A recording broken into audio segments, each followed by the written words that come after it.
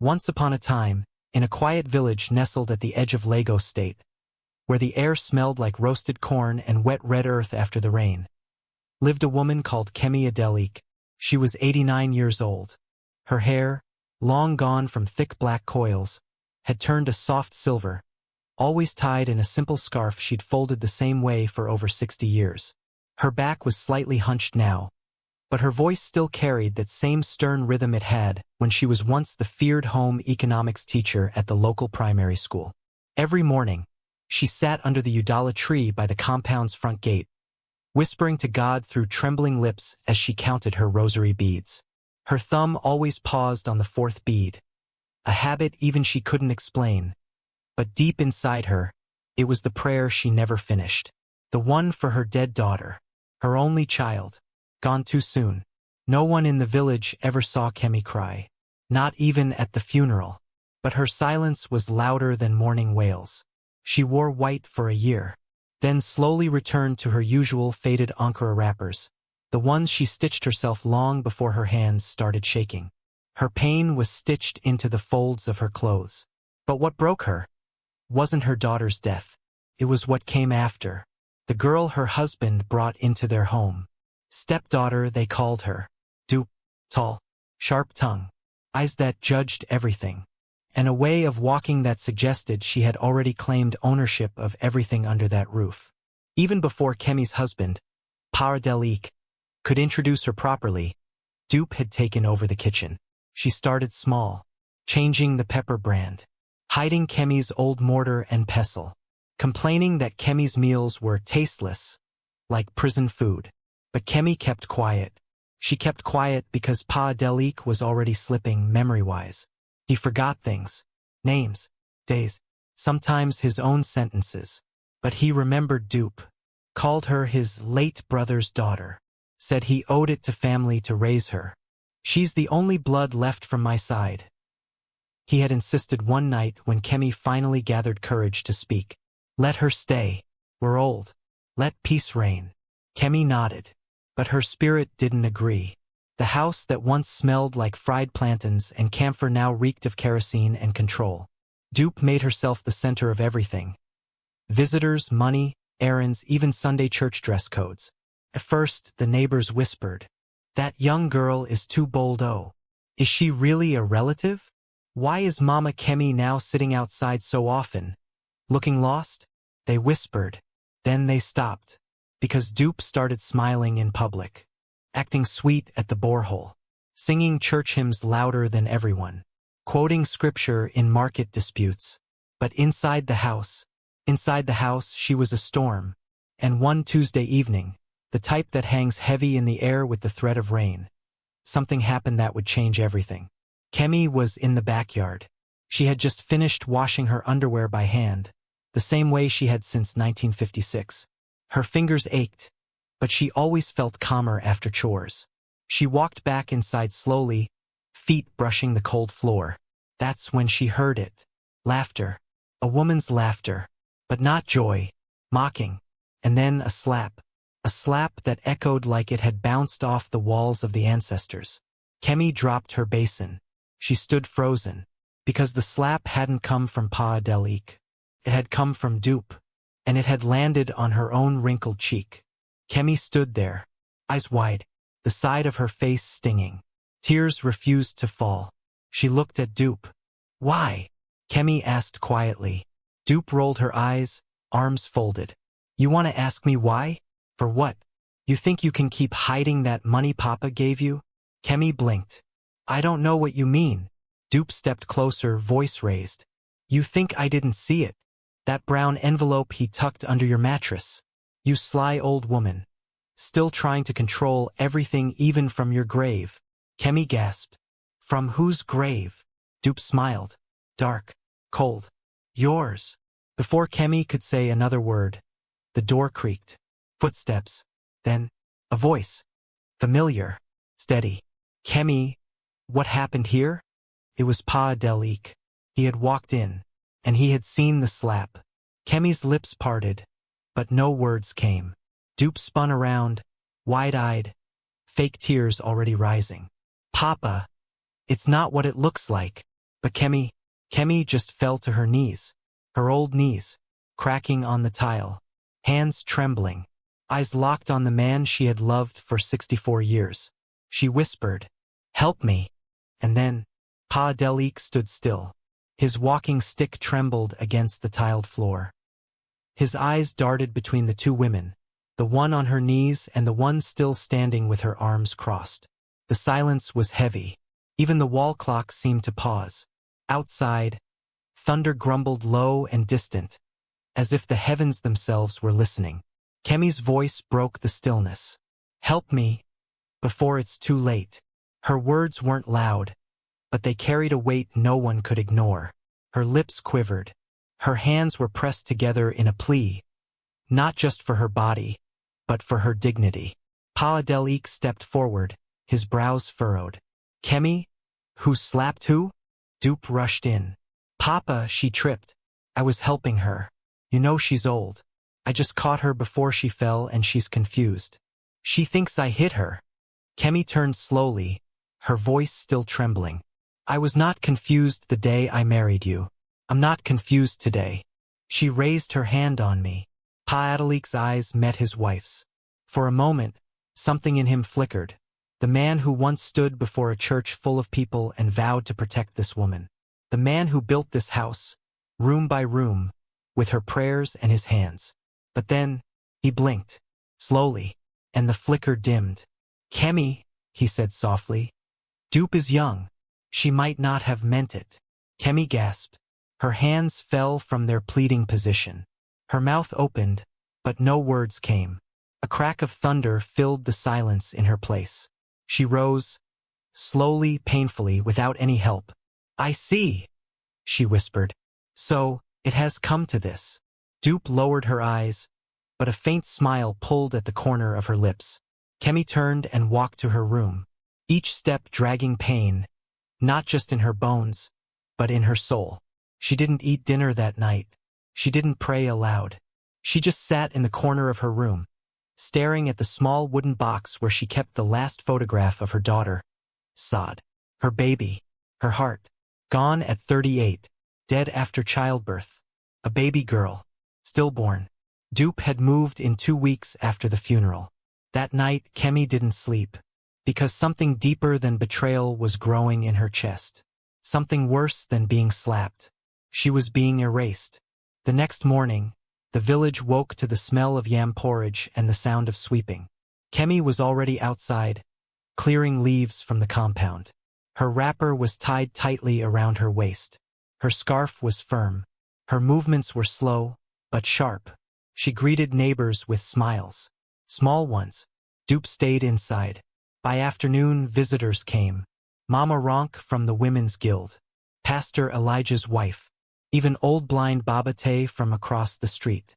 They came with bowls of food, with small coins, with quiet words, because someone had seen the slap. A child. Toby, the neighbor's boy. He had been by the window chasing a lizard. He told his mother, who told the church elder's wife, who told everyone. And in the village things spread fast, like oil on fire. But Dupe smiled through it all. She cooked. She laughed louder. She played gospel music on the radio. She even knelt beside Kemi in the living room to apologize, with her eyes wide and crocodile tears falling like beads. "Mommy, please. I was angry. I didn't mean to hurt you." Kemi looked at her. She said nothing. She simply took her walking stick and walked away.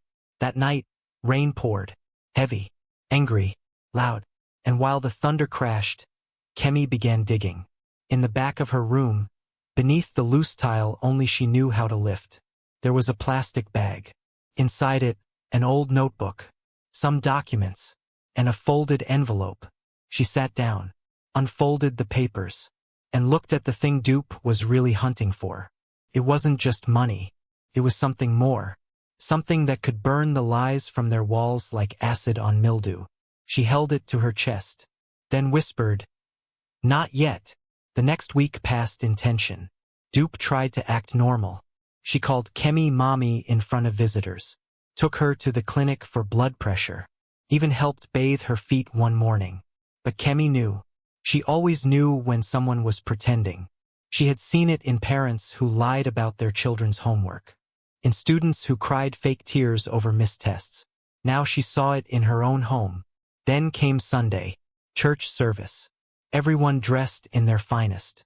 Dupe wore a gold lace buba and iro, head tie high like a queen.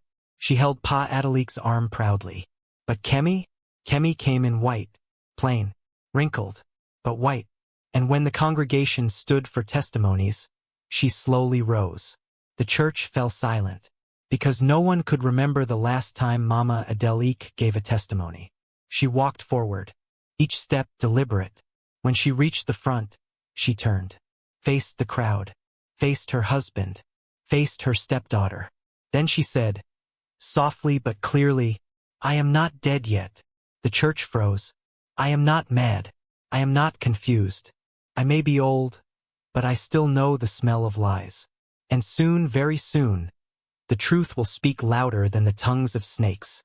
She paused, looked at the congregation, then whispered, "Pray for me."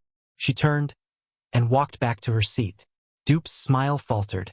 Pa Adelik looked confused. But the church began to murmur, because the old woman had said something. And when an old woman speaks like that in the open, it means something is coming. The church didn't stop buzzing that entire week. What did Mama Adelik mean? What was she talking about? Why now, after all these years? Some said it was just old age. Others said it was deeper, that perhaps a secret long buried was beginning to rise. And Dupe began to feel it. Not in the open, of course. In the open, people still greeted her, still complimented her geli, still nodded when she handed out peppermints after service. But behind her back, the murmurs had begun. One evening, as she walked through the market to buy ogbono, she overheard two women whispering, "Nah, she slapped Mama Kemio. For real? In front of Papa Adelik? God will judge, ah." Dupe turned sharply, eyes burning. But the women were already walking away, baskets on their heads.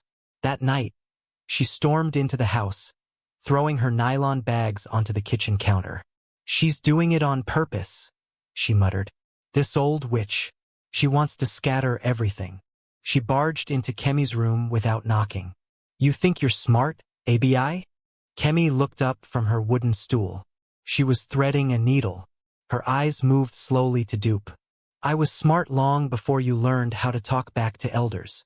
Dupe's nostrils flared. "You think you can disgrace me in this village? In front of church members? Keep talking. Just keep talking." Kemi smiled faintly, a tired, ancient smile. "Disgrace comes to those who wear it like perfume. I only carry my name." Dupe stepped forward, raising her hand. But this time, she froze. Kemi hadn't flinched. She just looked straight at her and whispered, "If you raise that hand again, I will show you what I used to do when I caught thieves stealing meat from my school's kitchen." Dupe hesitated, then turned and stormed out. But her steps weren't as firm as before, because she knew something was changing.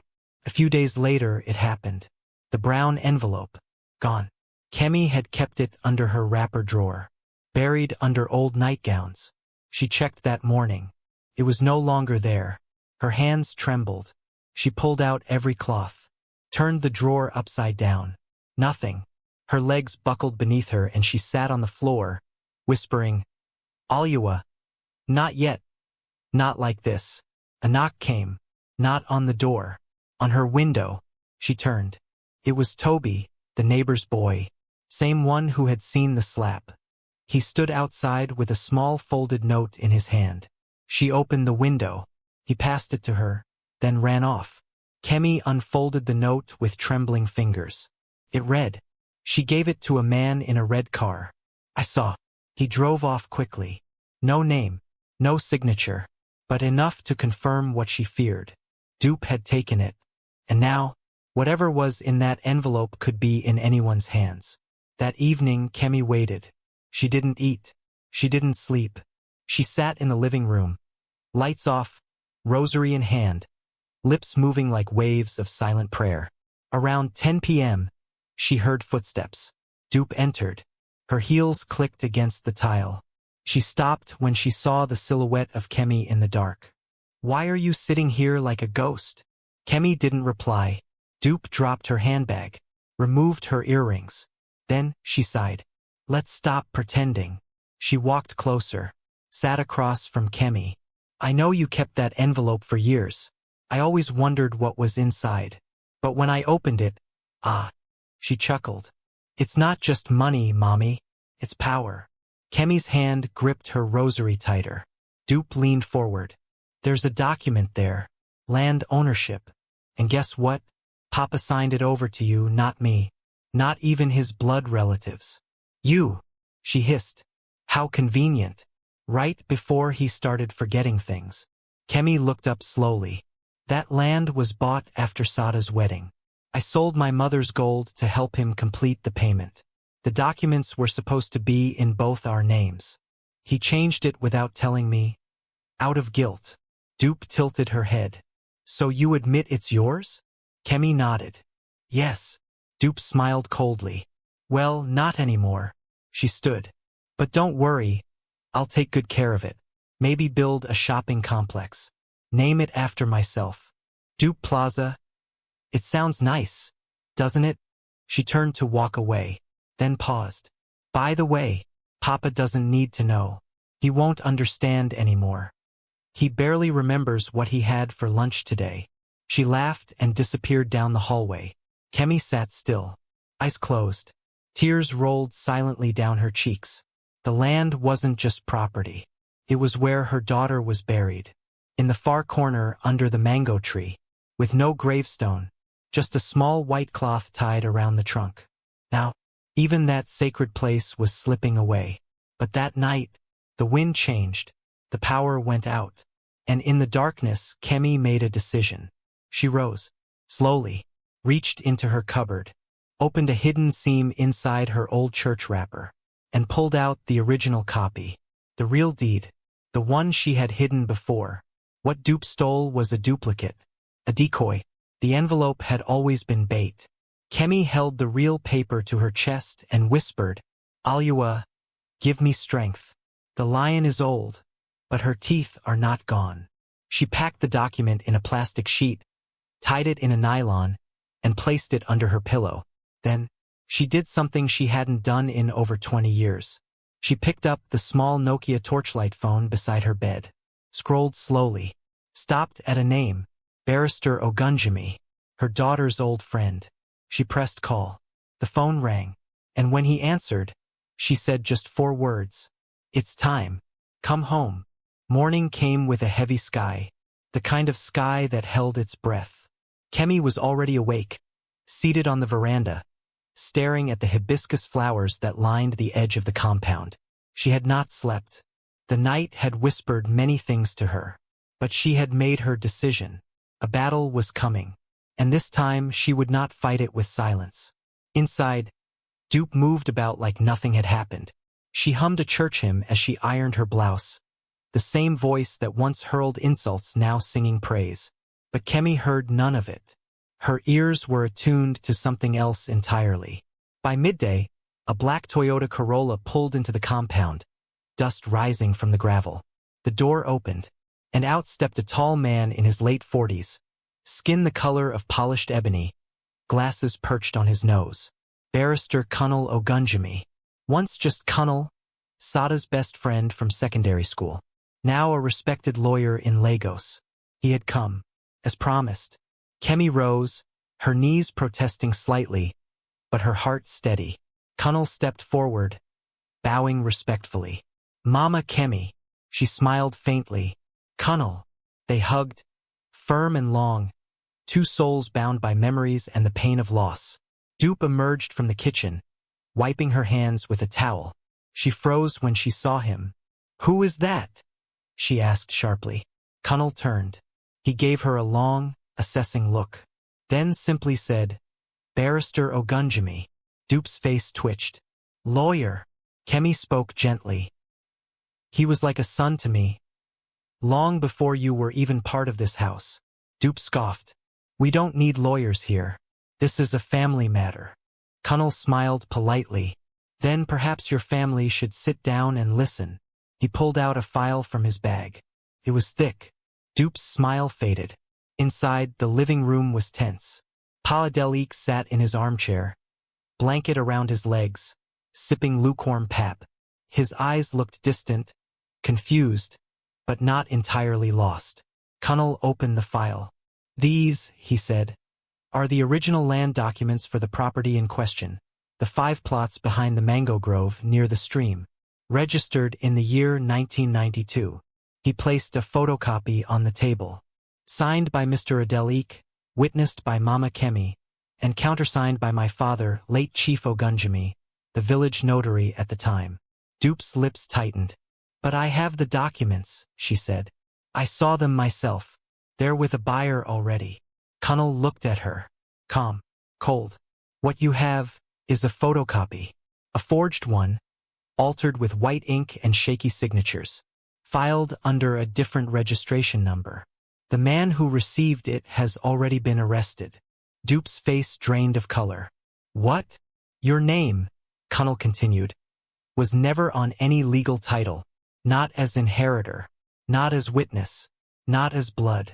And most importantly, he looked at Pa Delik. Not with his consent. Dupe turned to her father. Papa, tell him you gave me those documents. Pa Delik blinked. Slowly. Confused. I don't remember. Dupe gasped. You don't? Papa, it was just last week. He looked away. Kemi's eyes watered, but she didn't cry. She placed her hand on her husband's shoulder. Softly. He did give it to you, Dupe, she said. But not the land. He gave you shelter. He gave you food. He gave you a home when you had nothing. But now, you want the grave of my daughter too. Dupe turned. Her voice cracked. What do you mean? Kemi stood, tall, firm. That land, that back corner, is where sod rests. Silence. You could hear the birds outside. Dupe's mouth opened, then shut. She's buried there? Kemi nodded. There was no money for proper burial then. Only us. So I wrapped her myself. My baby. My only one. And we buried her under the mango tree, with her name carved into the root. Dupe stepped back, trembling. Kunnel closed the file gently. This is not just a property case. It's desecration. It's fraud. And if Mama Kemi chooses to pursue it in court, you may lose more than your reputation. Dupe turned to her father. Papa, please, say something. Pa Delik looked up. His voice, barely above a whisper. I don't know who you are anymore. That was it. The sentence that broke Dupe. Her face crumpled, and for the first time she sat. Not in arrogance, but in defeat. Later that evening, Kunnel took his leave. He hugged Kemi again. I'll keep the documents safe, Ma. If she tries anything again, we'll act fast. Kemi nodded. Thank you, my son. As he got into his car, Dupe watched from the corridor. She didn't speak. She didn't move. And when the car disappeared into the distance, she walked inside, went straight to her room, and slammed the door shut. That night, Kemi sat beside her husband, rubbing his feet with warm water and balm. He looked at her with teary eyes. Did I do this to you? She smiled, weakly, sadly. You forgot. That's not the same as betrayal. He nodded, then closed his eyes. Outside, the wind began to blow again. But this time it didn't feel cold. Felt like a page turning, like something buried was finally beginning to breathe again. 3 days passed. Not a word from Dupe. She stayed locked in her room, only emerging to fetch water or eat a few spoonfuls of rice from the kitchen. Her usual chatter, her loud calls for Mommy and Papa, gone. The house was finally quiet, but Kemi knew it wasn't peace. It was the eye of a storm, so she waited, patiently. Every morning, she sat outside, plucking bitter leaf under the guava tree. Her eyes watched the gate, her ears stayed open, and her spirit remained prayerful. Then, on the 4th evening, just as the sun began to sink behind the compound wall, Dupe came out. Her face was swollen from crying, but her eyes, They still held that fire. That refusal. She walked straight to Kemi, hands behind her back. "I want to ask for forgiveness," she said, voice low. Kemi didn't reply. Dupe knelt. "I've wronged you. I know. But I need you to understand. I was desperate." Still, Kemi said nothing. Dupe continued, her voice rising slightly. "My own family didn't want me. I grew up in different houses, different hands. My mother dropped me at a cousin's place and never came back." Kemi's hands stopped moving. "I thought," Dupe went on, "that coming here, that being accepted by Papa would finally mean I belonged somewhere." She looked up, eyes pleading. "But you never loved me." Kemi blinked. Finally, she spoke. "I fed you. I bathed you. I bought you new wrappers from my market savings. I prayed over you every Sunday morning before church." Dupe's face softened. "I loved you. The only way I knew how," Kemi whispered. Silence sat between them, until Dupe whispered, "Then why did it feel like I was always in Sada's shadow?" Kemi's eyes glistened, but her voice remained calm. "Because Sad was buried, not forgotten." Dupe looked down. The evening breeze picked up, blowing leaves across the compound like whispers. Then Kemi added, "You slapped me, Dupe, and still I forgave you. But now, I ask you, will you forgive yourself?" Dupe didn't answer. She just stood slowly, turned, and walked back inside. That night, Kemi had a dream. She stood in a white room filled with mango trees. Sad was there, smiling, carrying a child in her arms. She said nothing, only reached out and pressed something into her mother's palm. When Kemi woke up, her hand was still clenched. She opened it slowly. Of course, there was nothing inside. But in her heart, she felt a strange new thing. Release. 2 weeks passed. Dupe began to change. She swept the compound every morning before the rooster crowed. She fetched water for Kemi without being asked. She even started attending women's prayer meetings again. But the village had long memories. Some women still avoided her. Others offered polite smiles that didn't reach their eyes. And Kemi? Kemi watched. She didn't fully trust yet. But she didn't chase her away either. One Saturday morning, while tying tomato stems in the garden, Dupe walked up holding a worn envelope. Kemi looked up. "What's that?" Dupe knelt beside her. "I found it in my room. It's the buyer's receipt. The one I collected when I tried to sell the land." Kemi stared at it. Dupe held it out. "I want you to burn it." Kemi took it slowly, stared at the handwriting. Her heart beat hard. Then she stood, walked to the outdoor stove, struck a match, and dropped the paper into the flame. They both watched it burn to ash. Nothing was said, but something shifted. Later that week, a knock came at the gate. It was a young girl in school uniform, eyes bright, holding a letter. "To Mama Kemi," the girl said. "From the school headmistress." Kemi opened it with trembling fingers. It was an invitation. They wanted her to come speak to the graduating class of the primary school, to share wisdom with the girls, to remind them what it meant to be strong. Tears filled her eyes. She hadn't been inside that school since she retired over 2 decades ago. And now, they wanted her back. She looked at Dupe, who had followed her out to the gate. "They want me to speak." Dupe nodded. "You should go." Kemi smiled faintly. "Come with me." Dupe's eyes widened. "Me? Yes." Dupe looked down, then nodded. "Okay." The next day they went. Kemi wore her old teaching wrapper, navy blue with yellow symbols. Dupe tied her gelly, adjusted her blouse, and held her arm like a daughter. As they walked through the school gates, children gathered. "Grandma Kemi, Mama Teacher." Their voices rose like praise songs. The teachers clapped. The headmistress bowed. Chairs were set under the mango tree, the same tree where Kemi once punished latecomers. She sat down, cleared her throat, and told her story, not just about education, but about silence, about standing tall, about forgiveness. She didn't mention Dupe by name, but her eyes drifted there often. And when the children clapped, when the drums played, when cola nuts were presented, Kemi smiled. Because for the first time in many years, she was seen again. Not as the old woman on the bench. Not as the forgotten widow, but as Kemi Adelique, daughter, mother, teacher, survivor, and somewhere in the back row, Dupe wiped a tear from her eye, because maybe, just maybe, she was starting to understand. The applause still echoed in Kemi's heart long after they returned home. That evening, as the sky blushed with the colors of sunset, she sat in the backyard peeling agbalumo for Toby and two other children who had followed her home after the school speech. They sat cross-legged, their eyes wide with wonder as she told them stories about the olden days.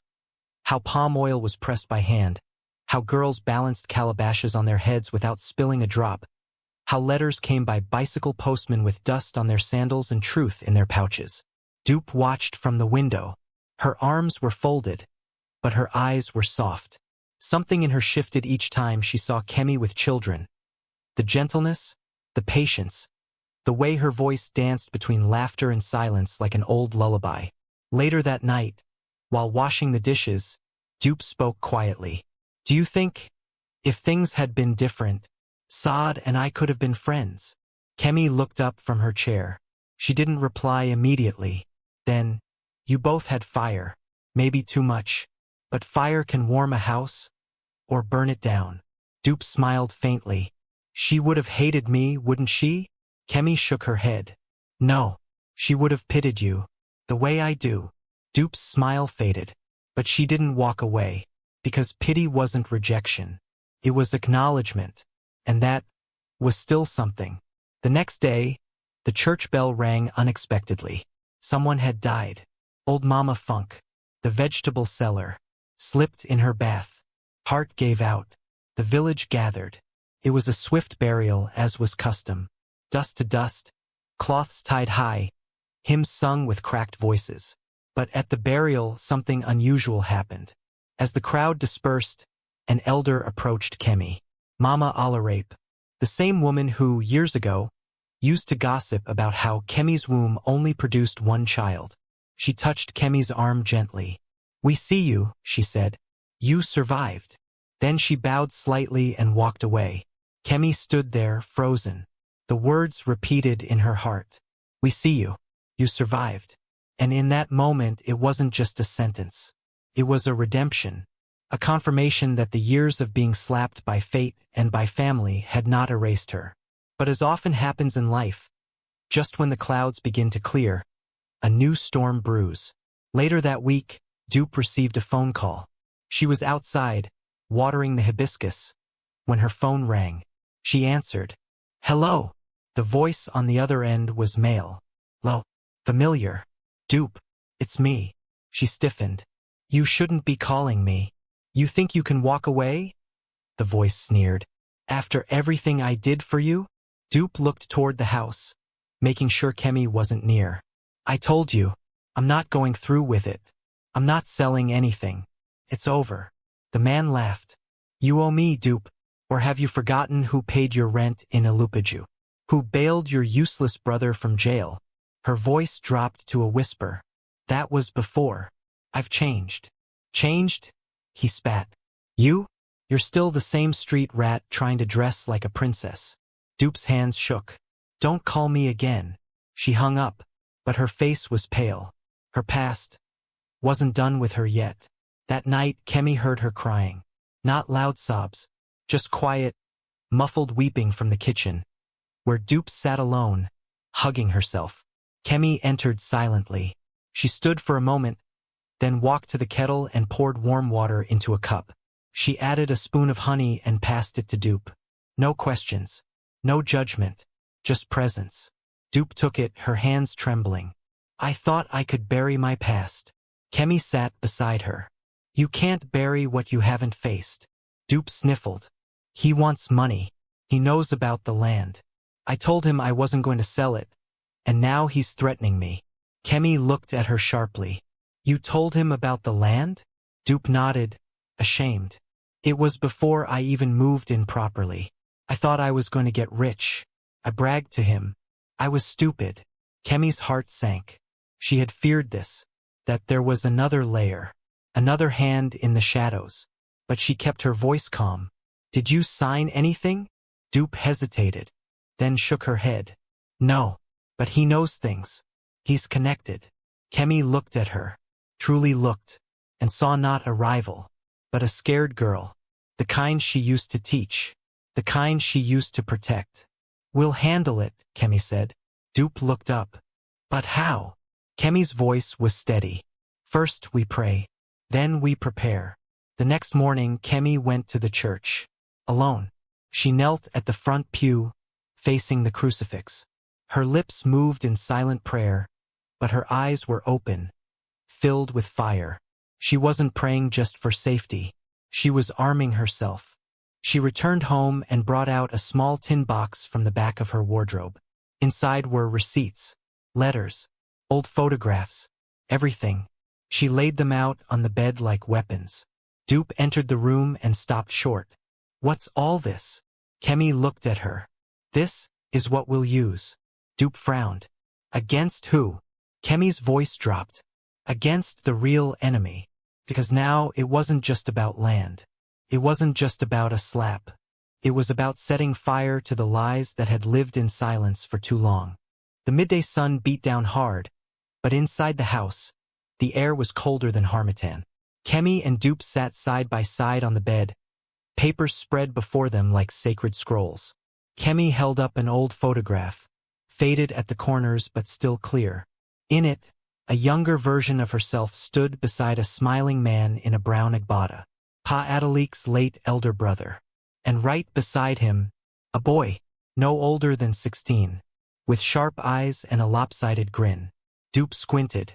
That's Jide. Kemi nodded slowly. Your friend. The one who called. Dupe's mouth dropped open. You know him? I remember everything, Dupe. I've just been quiet. Dupe looked away. Kemi continued, picking up a letter. This was from 2006. Your uncle asked Adelik for help. Jide had gotten into trouble. Again. But Adelik said no. Said he was tired of fixing things for him. She handed Dupe the letter. The signature was unmistakable. Dupe's voice dropped. I didn't know all that. He told me they were close. That Papa trusted him. Kemi's eyes narrowed. He lied. Dupe was silent. Then she whispered. He said if I didn't sell him the land, he'd tell everyone I forged the documents, that I stole it from Papa, that I tricked him when he was weak. Kemi's jaw tightened. Let him talk. Dupe's head jerked up. What? Kemi stood, her voice sharper than usual. Let him talk. Let him come. But this time we'll be ready. That evening, Kemi made a rare trip to the palace, the Oba's compound. The guards were surprised to see her. They offered her a seat, whispered among themselves. Within minutes, she was called into the inner chamber. There, seated in a large armchair with a beaded staff in his right hand, was Oba Rufus Alayemi II, old friend of Pa Adelik, former student of Kemi's. He smiled when he saw her.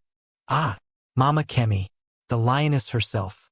What brings you here after all these years? She bowed. Kabiyesi, I need your help. And so, she told him everything. Not with dramatic flair, but with facts, documents, names, dates, the land, the fake sale, the slap, the threats, the silence that had stretched for years, cracking only now under the weight of truth. The Oba listened, nodding slowly. When she finished, he stood. Where are the documents now? Kemi handed him the originals. He examined them carefully, then looked up. You want justice? I want protection, Kemi said. Not just for me, but for the memory of my daughter, and for the girl I may not love, but who has finally started to change. Oba Rufus nodded solemnly. Leave it with me. 3 days later, Jide came to the village. He arrived in a sleek red car, windows tinted, perfume sharp like insult. He wore gold chains and designer slippers. He stopped at the house, stepping out with the confidence of a lion. Kemi was sitting outside. Dupe stood in the doorway, arms crossed. Jide smiled broadly. Ah, Mama, you're looking younger every year. You should thank me. I'm here to complete our deal. Kemi didn't blink. Dupe stepped forward. There is no deal. He turned to her, smile gone. You sure you want to do this? Because I still have the fake documents. I can go to the police. I can go to the Oba. You won't need to go far. A voice interrupted. They all turned. Oba Rufus himself was approaching, flanked by 2 chiefs and 2 men in uniform. Jide took a step back. Kabiyesi. The Oba raised a hand. You brought forged papers into my land. You threatened a widow. You tried to sell land that belongs to the dead. Jide's mouth opened, then closed. Officer, the Oba said. Do your job. Jide shouted. Wait, it was her. He pointed at Dupe. She told me the land was hers. Dupe didn't move. She didn't flinch. She just said softly, I lied, but I stopped. You didn't. The officers moved. Handcuffs clicked. And just like that, Jide was taken away. That night, the compound was quiet again. Kemi sat under the mango tree with Dupe. The same mango tree where Saad was buried. The white cloth still tied around its trunk, fluttering in the wind like a flag of peace. Dupe broke the silence. I didn't deserve your help. Kemi didn't answer. Dupe added, I almost destroyed everything. Still no reply. Finally, Kemi looked up at the stars. They say when a person betrays you, you can either curse them or change them. Dupe looked at her. Did I change? Kemi sighed. You're trying. And in that moment, that was enough. But unknown to both of them, a new problem was brewing. From the shadows of the village. From a place they hadn't looked. From someone they never suspected. Because sometimes, the deepest betrayal isn't from outsiders. It's from within the family. The morning after Jide's arrest, the village was buzzing. People gathered in small clusters under mango trees, by palm wine joints at the borehole. Mama Kemi Don finally show power. They say the Oba himself came. I heard the land is for her late daughter. And no wonder. That girl too overdue. But inside the Adelik compound, things were still. Calm. Too calm. Dupe had swept the front yard. Kemi was boiling beans on the outdoor stove. The scent drifted through the air, carrying with it the feeling of something ancient, something familiar. Peace. Real peace. But only for a moment. Because while Kemi stirred her pot and Dupe rinsed clothes in the basin, a black motorcycle pulled up at the gate. It wasn't the usual Okada man. This one wore dark glasses. He didn't speak, just dropped a brown envelope on the ground and sped off. Dupe frowned. Another letter? Kemi wiped her hands and picked it up. No name, no stamp, just one sentence scribbled on the back. You think it's over? Inside the envelope was a single photograph. Grainy, old, but clear enough. Kemi held it up. It was a picture of Pa Adelik. Not recent, not young either. Somewhere in the middle, standing with another woman. Not Kemi, and a child, a girl. Dupe leaned closer, squinting. That's Papa. But who's that? Kemi said nothing. She stared at the photo for a long time, her fingers trembling. Then she whispered, That girl. She looks like. She didn't finish the sentence. Because suddenly it clicked. The earrings. The chin. The eyes. Kemi turned sharply toward the house. Where is your father? Pa Adelik was asleep in his room, snoring softly. Kemi entered slowly, photo in hand. She sat beside him, shook him gently. Wake up. He blinked. En? What is it? Kemi? Is it time for my medicine? She held the photo up. Who is this woman? He squinted. Then his face changed. His eyes dropped. His lips trembled. Kemi, I was going to tell you. She inhaled deeply. So it's true. He sat up slowly. She was from before I met you. A woman I knew in Ibadan. I didn't think the child was mine. She left. I never heard from her again. Kemi's hands shook. But this girl looks like Dupe. He looked confused. What? Dupe, who had been standing silently at the door, stepped inside. What are you saying? Kemi turned to her. Your mother. You said she dropped you off and disappeared. Dupe nodded slowly. Yes, I never knew her name. Kemi turned back to Adelik. What was the woman's name? He looked down, then whispered, Tosin. Dupe gasped. I remember that name. Someone once called me Omo Tosin when I was small. I thought it was an insult. Kemi dropped the photo. The truth settled in the room like a heavy fog. She stared at Dupe. You are not Adelik's niece. Dupe swallowed. I'm his daughter. The words hit like thunder. Silence. Long, chilling. Even the birds outside seemed to pause. Kemi turned away. Her hands clutched her wrapper. She felt dizzy. The girl who had slapped her, insulted her, tried to steal from her, was her husband's own blood. Dupe stepped back, eyes wide, mouth trembling. You didn't know? She asked Adelik. He looked ashamed. I suspected. But when you came, you said you were my brother's daughter. I didn't want to question it. Dupe's voice cracked. You let me suffer. All these years. You left me in strangers' homes. You never looked for me? I didn't know, he shouted, then coughed violently. Kemi stood abruptly. I need air. She walked out, heart pounding. The compound spun before her eyes. Everything she thought she knew was being rewritten. She leaned against the mango tree. Tears poured down her face. How could God allow this? All this time, she had prayed against a stranger. But the enemy was not a stranger. She was family. That night, Kemi didn't speak. She didn't eat. She sat in her room, lights off, holding her rosary like a weapon. Dupe knocked once. No answer. Mommy, she whispered. I didn't know. Still silence. Dupe leaned her forehead against the door. I didn't come to destroy you.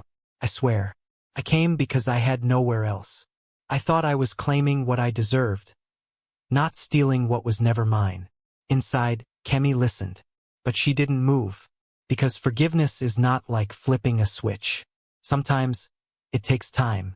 The next morning, Dupe was gone. Her room was empty. Her clothes folded. Her basin stacked. No note. No farewell. Just gone. Kemi stood in the doorway, hands on the frame. Her mouth opened, but no words came. Only one question in her heart. Was it better this way? Days passed. No word. Then a week. Then two. The compound felt hollow again. Pa Adelik had retreated into silence. Kemi kept to herself. But every night, she stood by the gate, staring at the road, waiting, hoping. Then one evening a soft knock came. Not at the gate, at the kitchen door. She opened it, and there she was, Dupe, but not in fine lace or gold slippers. In a plain wrapper, no earrings, eyes puffy, shoulders lowered. She knelt, without a word. Kemi stared at her, then finally spoke. Why did you come back? Dupe whispered, because I remembered whose daughter I am. Kemi didn't move. She stood at the kitchen door, hands still gripping the rusted handle, eyes locked on Dupe. The girl remained on her knees, head bowed low. The silence between them wasn't empty. It was loud, too loud. Years of pain, betrayal, confusion, and now blood. Kemi's lips finally parted. Where did you go? Dupe looked up slowly. Badagry. I stayed with Mama Beezy, the trader I used to help when I first came to Lagos. She gave me a mat in her shed. Let me wash plates for food. Kemi frowned. You suffered. Dupe nodded. I needed to. Her voice shook, but she kept going. I needed to know what it meant to lose something I never understood in the first place. Family, forgiveness, shelter. Kemi stepped forward. Dupe's eyes widened, expecting rejection. But instead, Kemi reached down. She placed her hand on Dupe's shoulder and whispered, You are my husband's child. That makes you family. And whether I like it or not, it also makes you mine. Tears spilled from Dupe's eyes. She dropped her head into Kemi's lap, sobbing uncontrollably. For the first time, her weeping wasn't out of shame. It was out of belonging. Later that night, they sat on the veranda together. No light, just the stars above and the distant sound of a generator humming in a neighbor's house. Dupe nursed a cup of pap. Kemi stirred a pot of herbs on the small coal stove, the smell of lemongrass thick in the air. Dupe broke the silence. I used to lie awake at night as a child, imagining what it would be like to have a mother, someone to comb my hair, scold me when I did wrong, hold me when I failed. Kemi didn't respond with words. She reached out and began undoing Dupe's scarf. Then, carefully, with trembling fingers, she parted her hair and slowly began to comb it. Dupe closed her eyes. A tear rolled down her cheek. No one had touched her hair since she was 7. Kemi whispered, "This is not forgiveness. Not yet. But it is the beginning of something." Dupe nodded. "That's enough for me." The next morning, Pa Delik seemed more lucid than usual. He called out, "Kemi, where's that stubborn girl? The one who burns my plantains." Kemi chuckled. "She's here." Dupe came in shyly, drying her hands with a towel. Pa Delik squinted. "Is that Tosin's daughter?" Dupe's eyes widened. "You remember?" He nodded slowly. "How could I forget? You have her forehead. That woman had a temper. May God rest her soul." Kemi turned to him. "You knew." He nodded again. "But I was ashamed. By the time you arrived, I had already promised Kemi so much peace.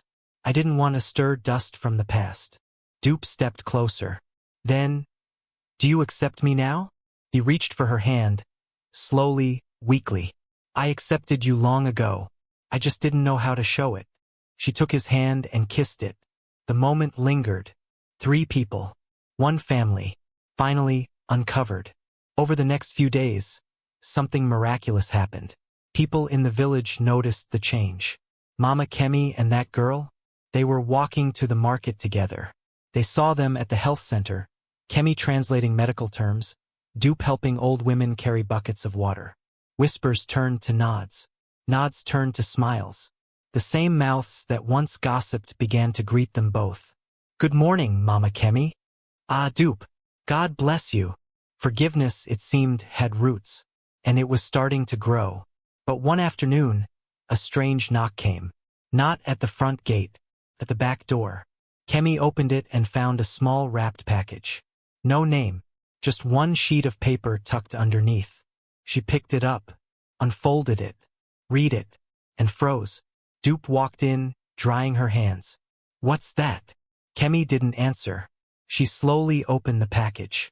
Inside was an old cassette tape, the kind no one used anymore, and written on the paper were 4 words. "Ask him about this." Dupe leaned closer. "What's going on?" Kemi's voice was barely a whisper. "I don't know, but I think the past isn't done with us yet." That evening, Kemi dusted off an old cassette player from the top shelf of her wardrobe. Creaked open like a coffin. She placed the tape inside. Pressed play. The room filled with the sound of static. Then a voice. Adelik's voice. Younger. Stronger. He was speaking in Yoruba, and his words were sharp. "We cannot tell Kemi. If she finds out, everything will scatter. Let her believe the girl is your niece. We'll raise her, get what we need, and she'll never know." The recording cut. Then laughter. Then silence. Dupe stepped back. "What was that?" Kemi's hands trembled. "That wasn't just your father." She looked at the tape again, closed her eyes. "That was Adelik, talking to someone else. But I know that voice." Dupe frowned. "Who?" Kemi opened her eyes slowly. "His best friend. Chief Salako." Dupe blinked. "The same Chief Salako that owns half the land in this village?" Kemi nodded. Suddenly, the years of confusion snapped into focus. The lies, the confusion around Dupe's origin, the obsession with the land, and that lingering feeling that Kemi had always been kept in the dark. "Dupe," she said, voice calm but cold, "we need to dig deeper, because the truth, the real truth, hadn't even started to bleed yet." The next morning arrived with a strange stillness. Even the chickens in the compound seemed quieter than usual. The sky was gray, not with rain, but with tension. Kemi sat at the table, the cassette tape lying in front of her like a curse. Her fingers ran along its edge as if hoping it would explain itself. Dupe hovered nearby, arms crossed. "You're sure it was Chief Salako?" Kemi didn't speak. She didn't need to. The voice was still ringing in her head. Let her believe the girl is your niece. We'll raise her. Get what we need. What did they need? Why hide the truth? Why deceive her for so long? The betrayal from Adelik was one thing. But if Chief Salako was involved, that meant the rot wasn't just inside the house. It was tied to the land itself. Later that day, Dupe returned from the market with fresh palm oil and a burning question. Do we confront him? Kemi looked up from her sewing. Not yet. Why? Kemi leaned back. Because we don't go to war without knowing the terrain. She stood, walked to her room, and returned with an old biscuit tin. Inside were yellowing receipts, photographs, a few black and white passports, and one crumpled land survey. Dupe watched as Kemi laid everything out like pieces of a puzzle.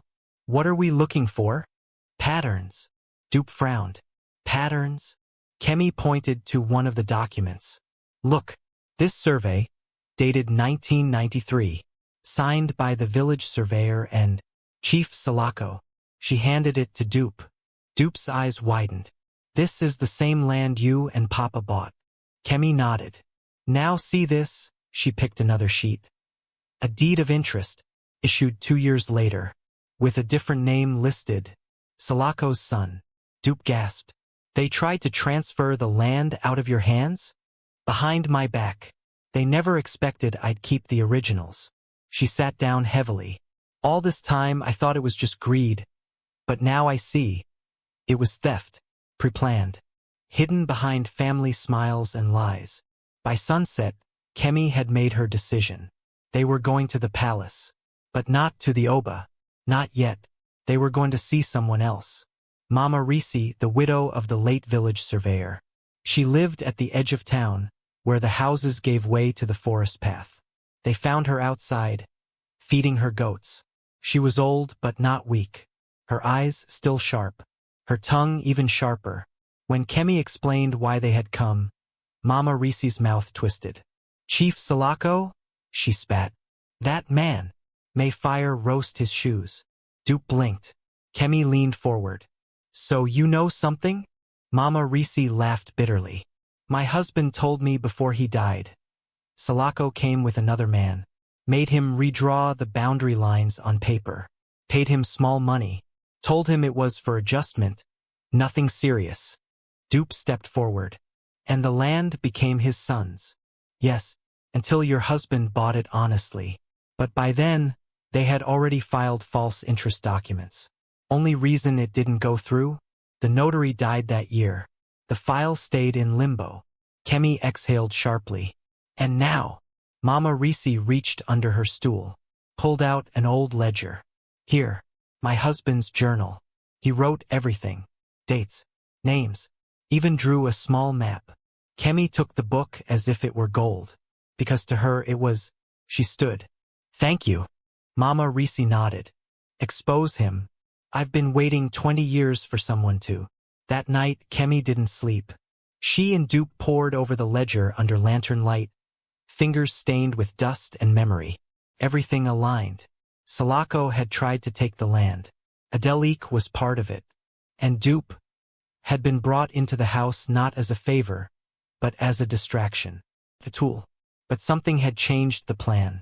Sada's death, her burial on that land, and Kemi's quiet refusal to sell. That tree, the mango tree, had unknowingly protected the land. Because no one dared build over a grave. Even thieves feared the dead. The next day, Kemi returned to the Oba's palace. She handed over the journal, the receipts, the map, and the tape. The Oba read silently, listened, then looked up, his face stern. I trusted Salako. Kemi said nothing. He continued, this is not just deceit. It is spiritual robbery. Taking from the dead, dishonoring a grave, bringing a child into a home under false pretense. He stood, voice cold. I will summon him, and it will be public. 3 days later, a town hall meeting was called. Chairs arranged under the large village tree. The sun was hot, the people restless. Kemi and Dupe sat in the front row. Chief Salako arrived late. Agbada flowing, beads clinking, confident smile. Until he saw them, and saw the Oba's face. Then, the color drained from his cheeks. The Oba rose, addressed the people. He laid out the truth, the forged documents, the voice recording, the boundary theft, the manipulation, gasps, murmurs, hisses. Salako tried to speak. It was a misunderstanding. Silence, the Oba thundered. This woman you tried to cheat. She raised this village's daughters. She buried her own child under the tree you tried to steal. She is more rooted in this land than your lies ever will be. He turned to the chiefs. This man is stripped of his chieftaincy title. Effective immediately. The village roared. Salako collapsed into a chair, sweating, humiliated. And Kemi? Kemi didn't cheer. She didn't smile. She just bowed her head and exhaled. Not because the war was won, but because the truth had finally stood up. The dust from the town hall meeting had not yet settled when whispers began to spread through the village. Did you hear? Chief Salako stripped of his title. Ah, it's Mama Kemi who fought him. 89 years old, but still strong like fire. Everywhere she walked, people greeted her with newfound respect. Some even bowed. Children pointed at her, whispering, "That's the woman who beat the chief." But inside Kemi's heart, there was no joy. She had carried truth like a weapon, yes, but truth also cuts the one who wields it. That evening, as the sun set behind the mango tree, she sat with Dupe. The younger woman was quiet, her eyes fixed on the ground. Finally, Dupe spoke. "Mommy, do you hate me?" Kemi turned slowly. "Why would you ask that?" Dupe's voice cracked. "Because everything you fought for, everything you exposed, it all began because of me. Because I was brought here as a lie." Kemi placed a trembling hand on her shoulder. "You are not the lie, child. The lie was what they told us. You were just caught in its web." Dupe swallowed hard. Her eyes filled with tears. "I don't deserve your kindness." Kemi shook her head. "You don't deserve my hatred either. That belongs to the men who betrayed us both." That night, the compound was restless. Pa Delik coughed violently in his sleep. His memory came and went like a faulty lantern, sometimes bright, sometimes dark. At midnight, he woke suddenly, calling out, "Kemi! Kemi! Where is Saad?" Kemi froze. She sat on the edge of the bed, her hand clutching his. "She's gone," she whispered. "Long ago." His face twisted, as if hearing it for the first time. Tears filled his eyes. "I wanted to tell you about Tosin, about the land, about everything, but I was afraid." Kemi wiped his face gently. "You were not just afraid," she said. "You were weak, and your weakness became my suffering." He looked at her with eyes clouded by shame. "Forgive me," he whispered. Kemi closed her eyes. This was the moment she had imagined for decades, him begging for forgiveness.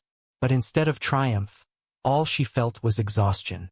She finally said, "I will not curse you. I will not bless you. I will only leave you to God." And with that, she rose and left him weeping in the dark.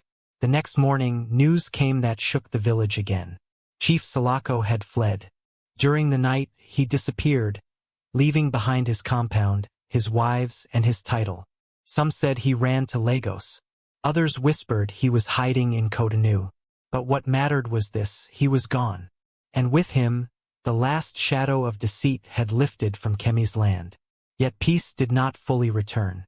Because while the village now saw Kemi as a heroine, inside her home, the wound remained. Pa Delik grew weaker by the day. And Dupe, though repentant, carried a heaviness she could not shake. One afternoon, Kemi found her sitting under the mango tree, staring at the white cloth tied around its trunk. "What are you thinking of?" Kemi asked softly. Dupe looked up, her face pale. "I keep wondering, if Saad were alive, would she have forgiven me? Or would she have hated me for all I've done to you?" Kemi lowered herself beside her. Saad was fire, quick to anger, quick to laugh. She would have shouted at you, maybe even fought you. Dupe smiled faintly. "That sounds like me." "Yes," Kemi nodded. And because of that, I think she would have forgiven you. In her own way. Dupe exhaled, a shaky sound. Then maybe there is hope for me yet. That evening, Kemi prepared yam porridge with smoked fish, the dish Saad had loved most. She set 3 bowls on the table. One for herself, one for Adelik, and one for Dupe. As they ate, the silence between them was no longer heavy. It was healing. But even as the food warmed their bodies, Kemi's heart carried a quiet dread. Because she knew what the elders always said. When the truth finally comes to light, death is never far behind. And as she looked at her husband struggling to lift his spoon, she wondered if his time was almost here. The night was thick with stillness. No wind, no crickets, not even the dogs barked. Kemi sat by the window, rosary in hand, whispering the same prayer she had said for over 40 years. But this time something felt different. Inside, Pa Adelik lay on his mat, breathing slow, too slow. Dupe was asleep beside him, curled on a wooden stool, head resting against the wall. The lantern flickered, then dimmed. Kemi didn't move. She simply watched, waited, prayed, and just before dawn, he exhaled. One final breath, then silence. A silence that didn't feel peaceful, felt final. The cry rose just after sunrise. A long, aching wail that pierced through the compound. Dupe's voice, raw and trembling. "Papa! Papa, please!" Kemi came in slowly, kneeling beside her. She touched his face. Cool now, the warmth already gone. She reached for his eyes, closed them gently, then whispered, "Sleep, Adelik. The truth found you before death did." The compound quickly filled. First the neighbors, then the church women, then the youth who had grown up calling him Baba Teacher. Condolences were offered, water boiled, chairs arranged. The pastor arrived, then the local elders. But it wasn't until the Oba himself walked in, wearing his royal agbada and holding his beaded staff, that the entire village understood. This was not an ordinary burial. It was the farewell of a man whose household had lived through scandal, but whose wife had restored honor.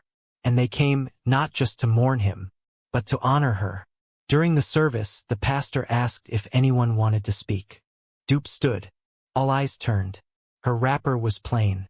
Her head was uncovered. Her voice shook as she spoke. "I once came to this house full of bitterness and greed. I thought I had to take what was never given. I thought love was a thing to be stolen." She paused, looked down. "But I was wrong. I was blind. And now, the man I called father is gone. But he gave me one thing I never expected." She looked at Kemi. "A mother."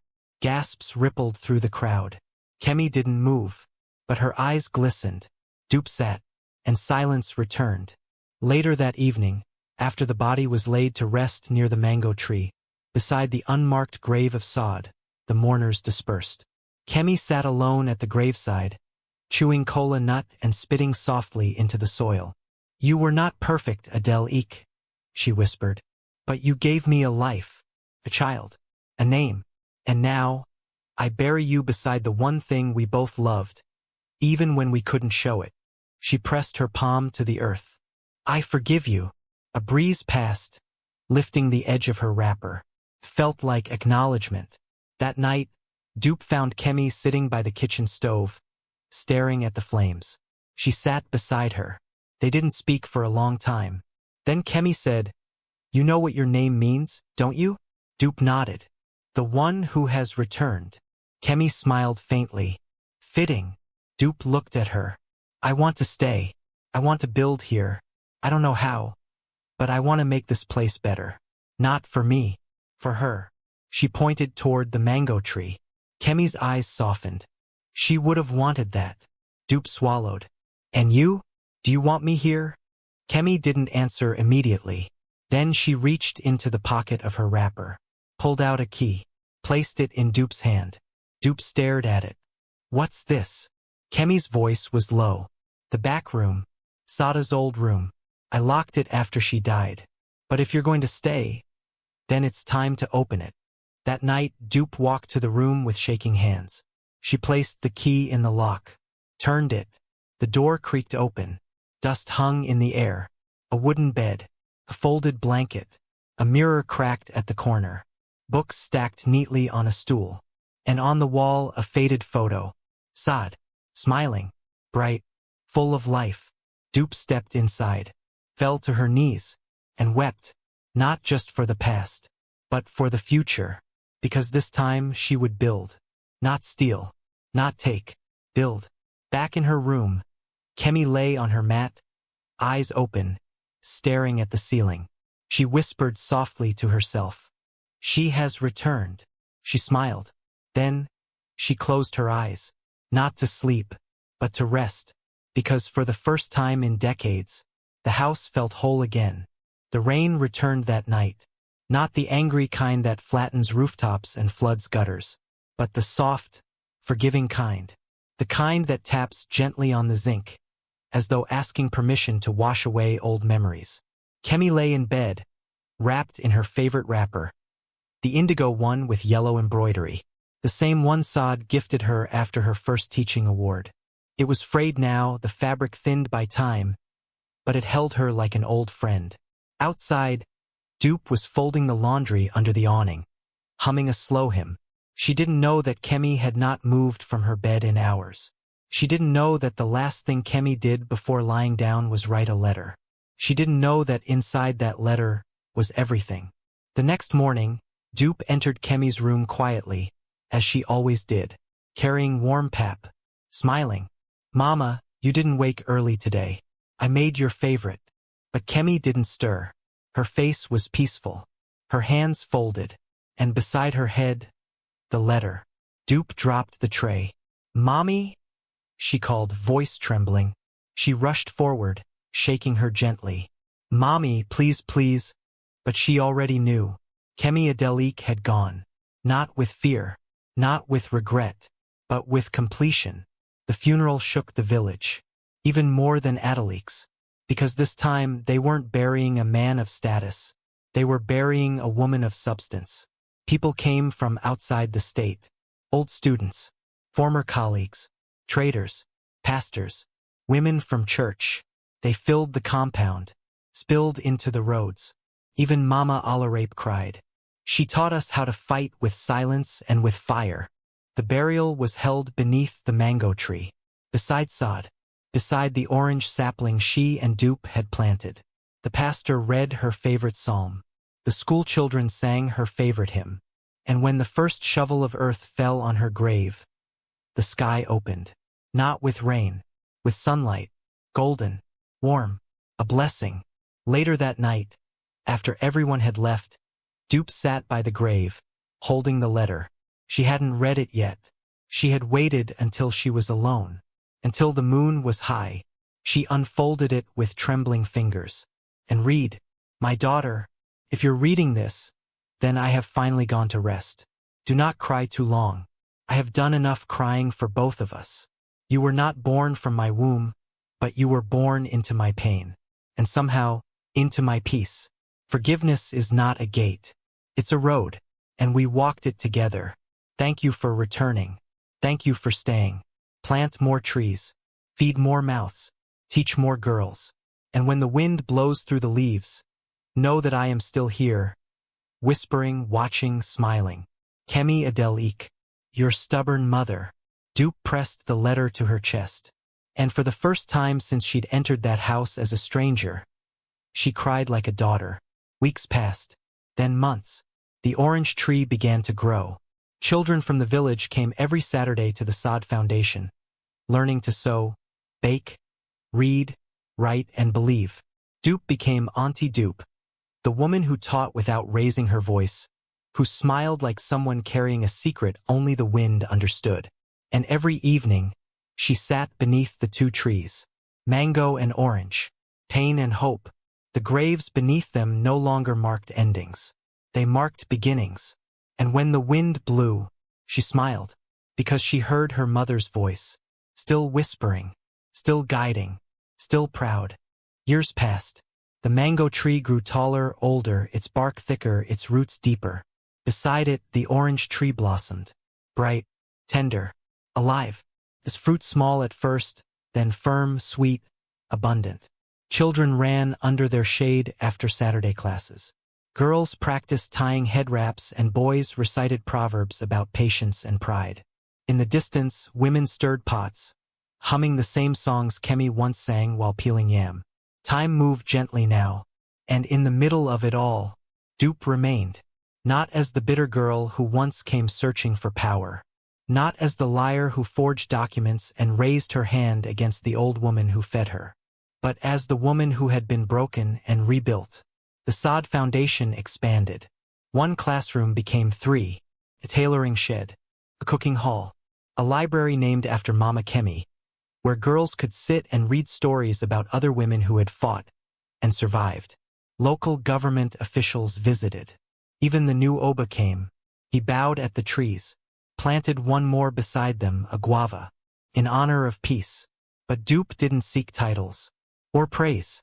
She remained in her mother's house, still swept the compound, still washed her wrapper by hand, still lit the kerosene lamp by 7 p.m. every evening, whispering, "Good night, Mommy," into the darkness. And every year on the anniversary of Kemi's passing, she would sit at the base of the mango tree and read the letter again. By then, the paper had browned. The ink was fading, but the words never lost their weight. Plant more trees, feed more mouths, teach more girls. One day, a young reporter from Lagos visited. She had heard whispers about the woman who turned a slap into a school. She brought cameras, microphones, journalists. She asked Dupe for her story. Dupe smiled gently and replied, "This is not my story. It is my mother's. She taught me that what you inherit doesn't always come through blood. Sometimes it comes through silence, through shame, through forgiveness, through staying." The reporter paused. "What would you say to the woman who raised you, if she were still alive?" Dupe looked up at the trees. Her eyes glistened, and she whispered, "I came to your house as a stranger. I leave it as your daughter." That night, the wind returned, gentle, familiar. It rustled the mango leaves, then danced through the orange branches. It curled around Dupe's window, then carried itself up into the dark sky, past rooftops, past stars, past time itself. And if you stood very still in that moment, if you closed your eyes, you would hear it. A voice, soft, proud, "Good girl."